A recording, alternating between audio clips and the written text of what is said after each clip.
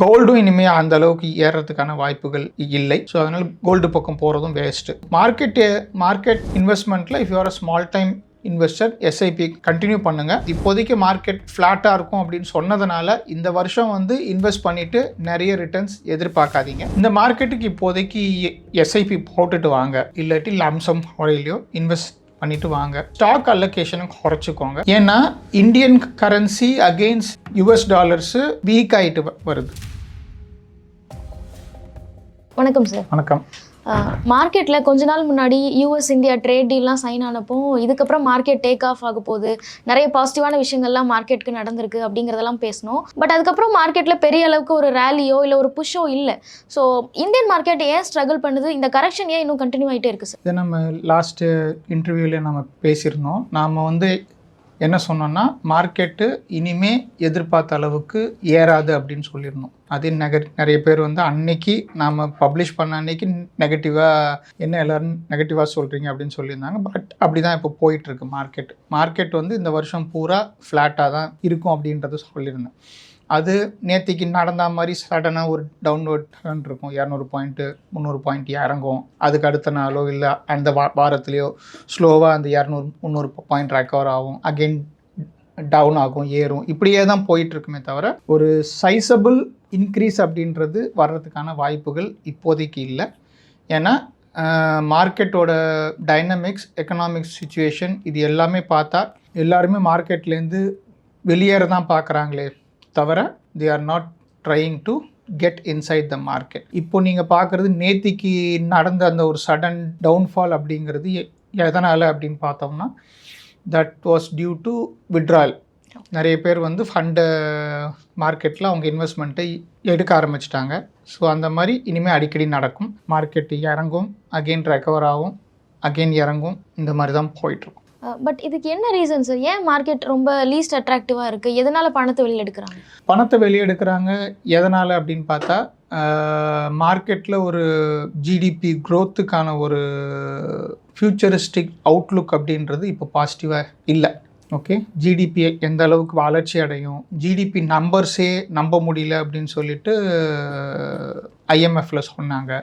இது எல்லாத்தையுமே பார்த்துட்டு இந்த மாதிரி IMFோட ரேட்டிங்கு, குளோபல் ரேட்டிங் ஏஜென்சிஸோட ரேட்டிங்கு, இந்தியாவை ஆஸ் அ கண்ட்ரி நல்ல ரேட்டிங்காக அது போனால் தான் நமக்கு இன்வெஸ்ட்மெண்ட் அதிகமாக வரும். என்னதான் நம்ம சொல்லிக்கிட்டாலும் வெளிநாட்டு சதின்னு ஃபாரின் இன்வெஸ்டர்ஸ் இந்த மாதிரி ரேட்டிங் ஏஜென்சியை தான் நம்புவாங்க, IMFை தான் நம்புவாங்க, WTO தான் நம்புவாங்க. ஸோ இது எல்லாத்தையுமே நாம் any reason be it political or socio economic ரீசனில் நாம் அதை இல்லை இதெல்லாமே தப்பு, நமக்கு அகெயின்ஸ்டாக இருக்கிறாங்கன்னு சொன்னாலும் பட் அல்டிமேட்லி பணம் வர்றதுக்கான வழி அதுதான்.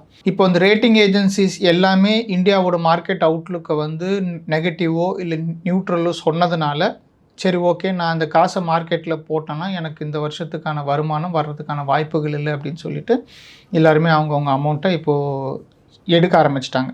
நேற்று பார்த்தது it's one of the answers. இந்த வருஷம் பூரா டிசம்பர் வரைக்கும் அன்லெஸ் நம்ம லாஸ்ட் டைம் சொன்ன மாதிரி ஜிஎஸ்டி பெனிஃபிட்ஸ் மக்களுக்கு ஆக்சுவலாக பாஸ் அவுட் ஆகணும். 18% கொடுத்தாங்க அப்படின்னு சொன்னால் அந்த 18% மக்களுக்கு லாபமாக போய் சேரணும், இல்லை செலவுகள் குறைச்சில் அது போய் சேரணும். அந்த மாதிரி சேர்ந்தாதான் ஜிடிபி ஆக்சுவலாக க்ரோத் ஆகிறதுக்கான வாய்ப்புகள் இருக்குது. இது லாஸ்ட் டைம் அந்த 18% எல்லாத்துலேயும் குறைச்சதுனால மக்களுக்கு எந்த ஒரு பெனிஃபிட்டுமே அவங்களுக்கு போய் சேரலை. எனி டேக்ஸ், ஜிஎஸ்டி டேக்ஸாக இருக்கட்டும், எக்ஸைஸ் டியூட்டியாக இருக்கட்டும், கஸ்டம்ஸ் டியூட்டியாக இருக்கட்டும், எது இங்கே கொடுத்தாலும் அதை அப்படியே கார்ப்பரேட் அதை அப்சர்வ் பண்ணிக்கிறாங்க. ஸோ மக்களுக்கு அது போய் சேரலை.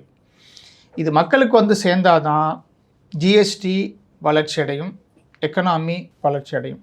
ஸோ எந்த ஒரு ஃபெசிலிட்டியுமே எந்த ஒரு நல்ல விஷயமுமே அது மக்களை போய் சேரலை அப்படின்னு சொன்னால் எலெக்ஷனுக்கு மட்டும்தான் அது யூஸ் ஆகும். It's of no use other than that.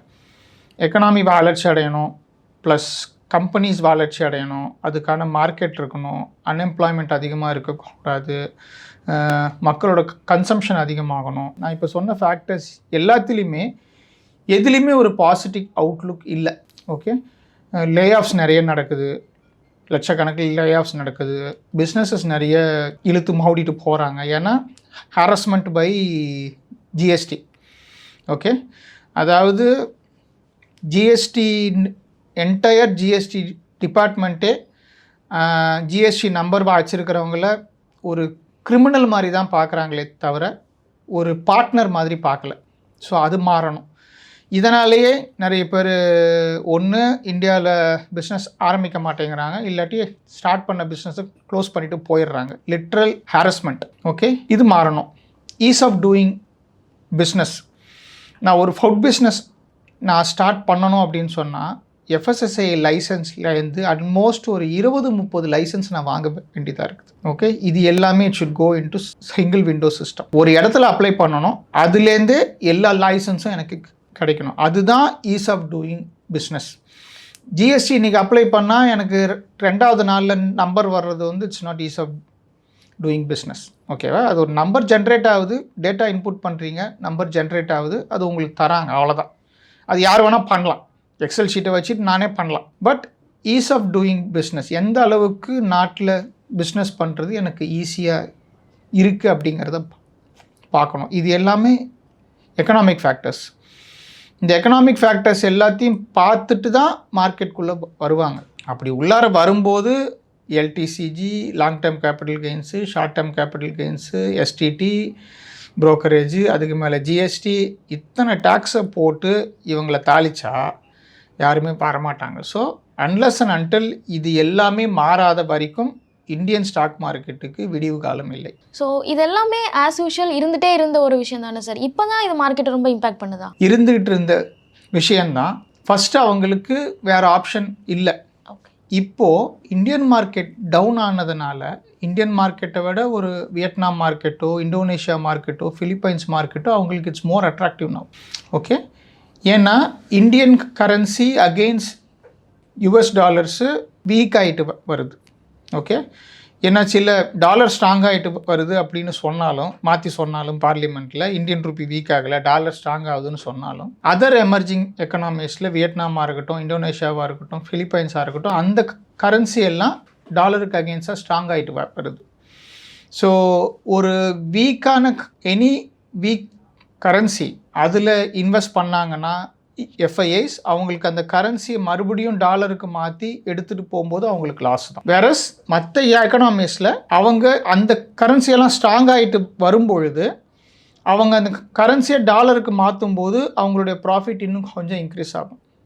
Right, இது எல்லாத்தையும் வச்சு தான் problems it was already there, but it was acceptable. அவங்களுக்கு வேறு ஆப்ஷன் இல்லை, எல்லாமே போயிட்டு இருந்துச்சு, இன்வெஸ்ட் பண்ணாங்க, டாலரும் ஸ்லோவாக தான் ஸ்ட்ராங் ஆச்சு இந்தியாவில்.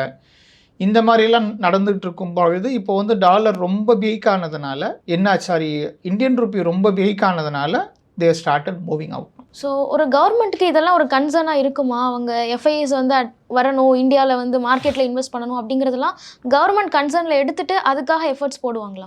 கவர்மெண்ட்டுக்கு இது வந்து ஃபஸ்ட்டு அவங்க கன்சர்னாக பார்க்குறாங்களா இல்லையா அப்படிங்கிறது எனக்கு தெரியல இன்னும். ஏன்னா பார்லிமெண்ட்டில் அவங்க பேசுகிறத வச்சு பார்க்கும்போது பொழுது எஃப்ஐஎஸ் எல்லாம் போனாலும் எனக்கு கவலை இல்லைங்கிற மாதிரி தான் பேசுகிறாங்க. But what they fail to understand is டிஐஐஸால் ஒரு சர்டன் அமௌண்ட்டுக்கு தான் லிக்விடிட்டி அவங்களால மார்க்கெட்டுக்கு ப்ரொவைட் பண்ண முடியும்.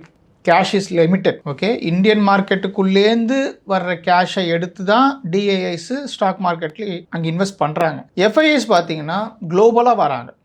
குளோபலாக நிறைய கண்ட்ரீஸ்லேருந்து நிறைய கண்ட்ரிஸோட பணம், dollar value, pound value, euro value, இது எல்லாத்தையும் வச்சு இந்தியன் ரூபியாக அவங்க கன்வெர்ட் பண்ணி இந்தியாவில் இன்வெஸ்ட் பண்ணும்போது இட் வில் பி ஹியூஜ். அந்த அளவுக்கு ஒரு லிக்விடிட்டியை எஃப்ஐஎஸ்னால் மட்டும்தான் தர முடியும். இதை வந்து நாம் இது வரைக்கும் இதை புரிஞ்சுக்கிட்டதாவோ இல்லை இதை அண்டர்ஸ்டாண்ட் பண்ணிக்கிட்டதாவோ தெரியல. ஏன்னா இதை அண்டர்ஸ்டாண்ட் பண்ணியிருந்தோன்னா எஸ்டிடியை குறைச்சிருப்போம், லாங் டேர்ம் கேபிட்டல் கெயின்ஸை குறைச்சிருப்போம், ஷார்ட் டேர்ம் கேபிட்டல் கெயின்ஸை குறைச்சிருப்போம், ஜிஎஸ்டியை குறைச்சிருப்போம், ஸ்டாக் மார்க்கெட் இன்வெஸ்ட்மெண்ட்டுக்கு இது எல்லாத்தையுமே குறைச்சிருப்போம். But we didn't do it. நாம் அதை பண்ணலை. இதை வந்து வீம்புக்குனே நாம் பண்ணாமல் வச்சுருக்கிறோமா இல்லை நிஜமாகவே இந்த ப்ராப்ளத்தெல்லாம் அண்டர்ஸ்டாண்ட் பண்ணிக்கிற அளவுக்கு நமக்கு கெப்பாசிட்டி இல்லையா? எக்கனாமிஸ்ட் எல்லாம் என்ன சொல்கிறோம் அப்படின்னு சொன்னால் இது ப்ராப்ளம் அப்படின்னு சொல்கிறோம். we are saying that this is a problem. நீங்கள் எதிர்பார்க்குற அளவுக்கு மார்க்கெட்டை தூக்கி நிறுத்துகிற அளவுக்கு லிக்விடிட்டி வந்து உங்களால் எஃப்ஐஎஸ்னால மட்டும்தான் தர முடியும் அப்படிங்கிறத சொல்கிறோம். But it's not been taken up. அது வந்து மேல் லெவலுக்கு அது போன மாதிரி தெரியல. அதுக்கு அவங்க எந்த ஆக்ஷனும் எடுக்கிற மாதிரியும் தெரியல. அண்ட் இந்த டிசம்பர் வரைக்கும் மார்க்கெட் ஃப்ளாட்டாக தான் இருக்கும் அப்படிங்கிறத தொடர்ந்து பேசிகிட்டே இருக்கும். ஸோ இன்வெஸ்டர்ஸ், குறிப்பாக ரீட்டைல் இன்வெஸ்டர்ஸ் எல்லாம் இந்த மார்க்கெட்டை எப்படி ஹேண்டில் பண்ணும் சார்? இந்த மார்க்கெட்டுக்கு இப்போதைக்கு எஸ்ஐபி போட்டுட்டு வாங்க. எஸ்ஐபி முறையிலையோ இல்லாட்டி லம்சம் முறையிலையோ இன்வெஸ்ட் பண்ணிவிட்டு வாங்க. ஸ்டாக் அலோகேஷனும் குறைச்சிக்கோங்க. Increase your allocations on debt instruments, பாண்டாக இருக்கட்டும் இல்லை அந்த மாதிரி இன்ஸ்ட்ருமெண்ட்டில் இன்க்ரீஸ் பண்ணுங்கள். ப்ளஸ் கோல்டும் இனிமேல் அந்த அளவுக்கு ஏறுறதுக்கான வாய்ப்புகள் இல்லை. ஸோ அதனால் கோல்டு பக்கம் போகிறதும் வேஸ்ட்டு. ஸோ மார்க்கெட் இன்வெஸ்ட்மெண்ட்டில் if you are a small time investor SIP continue பண்ணுங்கள். ஃப்யூச்சரில் if there is some good news இந்த மார்க்கெட் உங்களுக்கு சடனாக அந்த ஒரு இன்க்ரீஸ் வர்றதுக்கான வாய்ப்புகள் இருக்குது. இப்போதைக்கு மார்க்கெட் ஃப்ளாட்டாக இருக்கும் அப்படின்னு சொன்னதுனால இந்த வருஷம் வந்து இன்வெஸ்ட் பண்ணிவிட்டு நிறைய ரிட்டர்ன்ஸ் எதிர்பார்க்காதீங்க. இன்வெஸ்ட் பண்ணி வச்சுருங்க.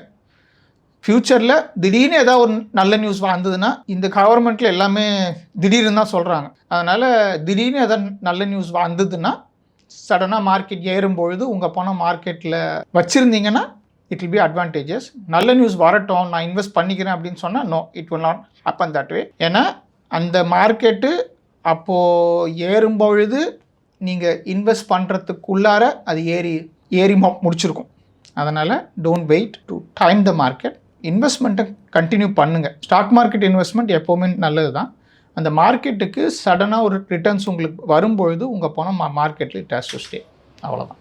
ஸோ மார்க்கெட்டோட வாலட்டிலிட்டியை புரிஞ்சுக்கிறதுக்காக நிறைய முக்கியமான விஷயங்களை ஷேர் பண்ணியிருக்கீங்க. Thank you so much. தேங்க்யூ. மேலும் ஈடி தமிழ் சேனல்ல வரப்போகும் பிசினஸ் மற்றும் அது ரிலேட்டடான வீடியோவை பார்க்க உடனே கீழே இருக்க சப்ஸ்கிரைப் பட்டனை கிளிக் பண்ணுங்க.